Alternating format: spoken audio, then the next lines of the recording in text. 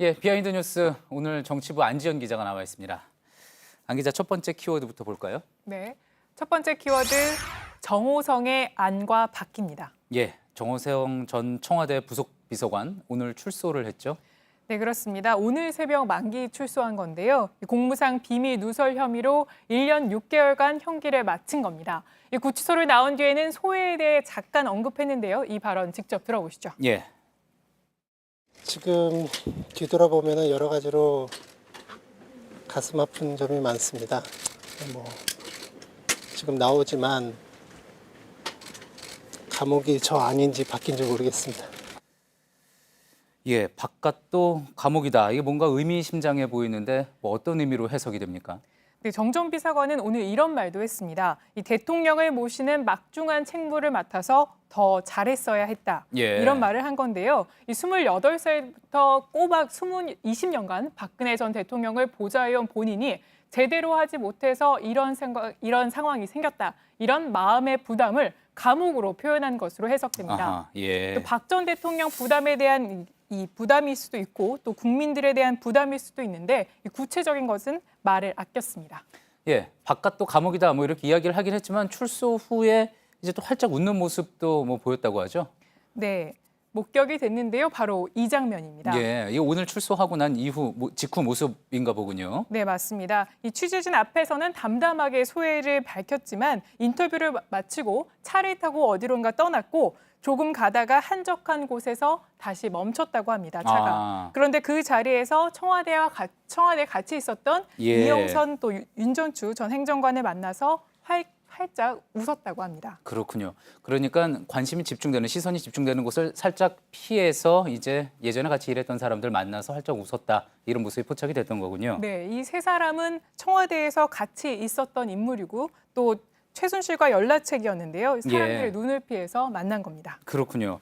자, 그럼 어쨌든 이 인물들은 사실 이 국정농단의 조연이라고 할 수 있고요. 주연격인 이제 최순실 씨도 오늘 앞서 저희가 또 리포트로 전해드렸지만 카메라 앞에 모습을 드러냈죠. 네, 그렇습니다. 최순실 씨는 오늘 항소심 5차 공판을 하기 위해서 법정으로 이동했고 이 장면이 노출이 된 건데요. 예. 그런데 오늘 모습은 여러 가지 면에서 앞선 모습과는 조금 달랐습니다. 예. 리포트에서 짧게 소개가 됐지만 부두르시는 최 씨는 호송차에서 오늘 내리다가 넘어졌습니다. 그런데 처음으로 마스크를 쓰지 않은 모습이었는데요. 예. 그리고 과거 취재진을 향해 억울하다며 고성을 질렀던 모습과 달리 오늘은 취재진 카메라를 향해서 2번이나 고개를 숙이면서 인사를 하기도 했습니다. 그렇군요. 예전과는 상당히 다른 모습인데 중요한 건 또 법정 안에서 어떤 이야기를 했느냐 하는 부분 아니겠습니까? 네, 법정 안에서는 자신의 딸인 정유라 씨 면허를 불허한 거에 대해서 불만을 토로했다고 합니다. 예. 바로 이 발언인데요. 이 딸을 못 보고 있어서 2분만이라도 보게 해달라고 했는데 안 된다고 했다. 정확하게는 1년 넘게 딸을 지금 못 보고 있는 상황인데요.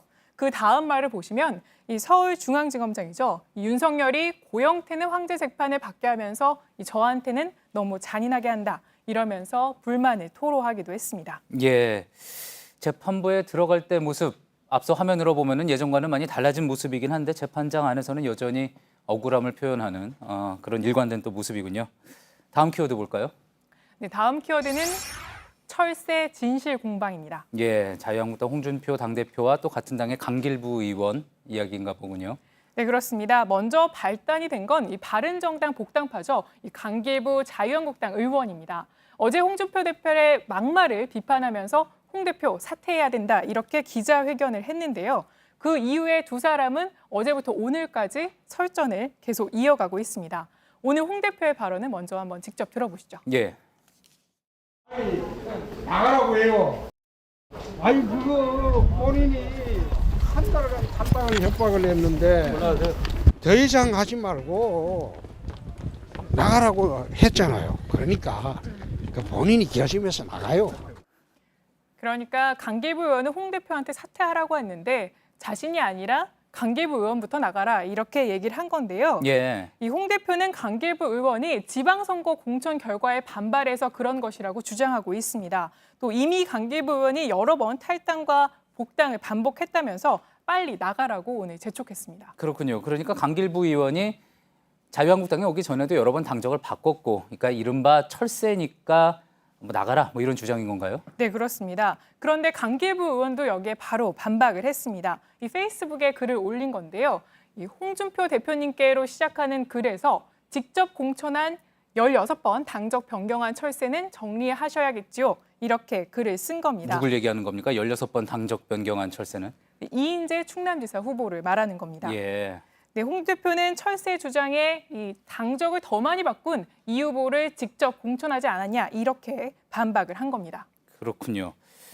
자, 그런데 이제 또 홍준표 대표가 뭐 요즘 안팎으로 여러모로 또 이제 비판을 많이 받고 있지 않습니까? 김성태 원내대표는 하지만 또 부쩍 챙기는 모습이다 뭐 이런 이야기가 나오는군요. 네, 그렇습니다. 김성태 원내대표 어제 돌연 그 단식 농성을 발표했는데요. 이에 대해서 어제부터 오늘까지 3차례에 거쳐 홍 대표가 김성태 원내대표를 직접 찾아서 꽤 챙겼습니다. 예. 챙기는 모습은 직접 발언 들어보시죠.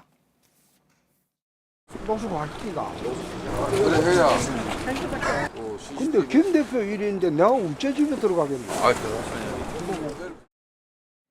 노숙까지 하니까 마음이 약해져서 내가 어떻게 들어가겠냐 이렇게 얘기한 건데요. 안팎으로 비판이 당내 입지까지 약해진 홍준표 대표가 부쩍 김성태 대표를 더 챙기는 것이 아니냐는 평가가 나오고 있습니다. 그렇군요.